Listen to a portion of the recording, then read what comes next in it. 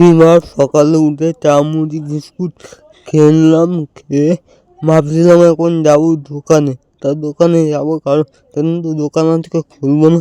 আর আজকে সব মালপত্র যা যা লাগবে দেখে কিনে রেখে আসবো। আর কিছু লোক টাকা পায়, তাদের টাকাগুলো দিয়ে আসবো। আর সত্যি কথা বলতে আমার কাছে দুজনই টাকা পায়, এক ভাঁড়ওয়ালা পায় আর এক বিস্কুটওয়ালা পায়। তো ওরা আমার কাছে কখনো টাকা চায় না, যে জানে রাহুল ভাই দোকান খুললে ঠিক দিয়ে দেবে। আমি নিজে মনে করে ওনাদের টাকা ওনাদেরকে ফোন করে দিয়ে দিই। তার থেকে আমি বিস্কুট দাদাকে দেবো, আর ভাত দাদাকে আমি সোমবার দিনকে বলেছি দেবো। তারপর দুজনের টাকা ফোন হয়ে যাবে। ফোন না মানে কিছু দেবো, আর কিছুটা থাকবে। আর যাই হোক, তারপর টোটো করে মালপত্র নিয়ে বললাম দোকানের সামনে নামবো। আর টোটোওয়ালা আমাকে দোকান থেকে অনেকটা আগে নামিয়ে দিয়েছে। এখন আমি হেঁটে হেঁটে যাচ্ছি দোকানের দিকে। অনেকটাই পথ। আমার দোকান 3rd গ্রাউন্ডে, আমাকে নামিতে 1st গ্রাউন্ডে। আমাকে অনেকটাই পথ হেঁটে হেঁটে যেতে হবে। তারপর দোকানে পৌঁছে গিয়ে দোকানটা খুলে দোকানটা আরেকটু ঝাড়ামোছা করতে হবে। আগের রোববার ঝাড়ামোছা করে গেছি, তাই এ রোববার অতটা নোংরা হয়নি, তাই পরিষ্কারই ছিল। আমার অতটা কষ্ট করতে হয়নি। তারপর দোকানটা খুললাম, খুলে দোকানটা ভালো করে মোছামুছি করলাম, করে তারপরে মালপত্রগুলো সব সাজাবো।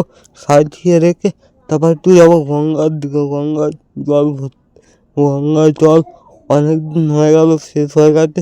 আর কাউকে তেমন পাইনি যে কাউকে বলে আনা করাবো, তাই আজকে আমি নিজে যাবো গঙ্গার জলটা ভরে আনবো।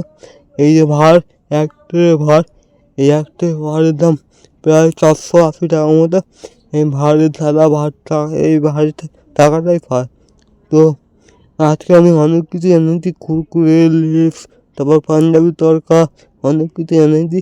আর সিগারেট বিড়িটা খানিকটা কমই এনেছি, কারণ ওগুলোর দাম অনেকটা বেশি। আমার দোকান সবসময় সব রকম সিগারেট অ্যাভেলেবল থাকে না, কারণ একটা সিগারেটের স্টক করতে গেলে অনেক পয়সার দরকার।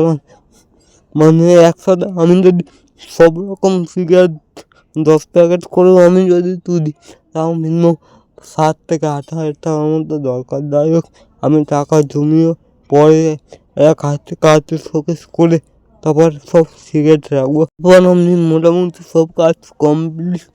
আমি খুব গরম লেগে গেছে ভেতরে, তো খুব গরম আর বাইরে প্রচণ্ড রোদ।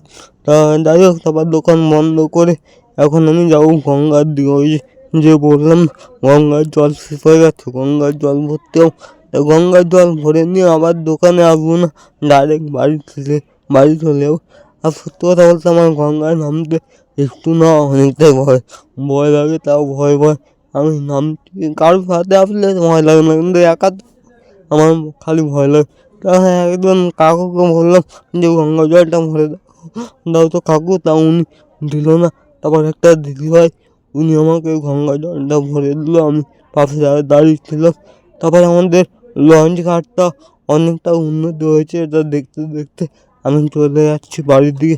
সামনে গিয়ে টোটোতে উঠবো, যাই বাড়ি। আর তোমরা আমার ভিডিওগুলো শেয়ার করো তাড়াতাড়ি, যেন আরও ভিডিও করতে মোটিভেশন পাই।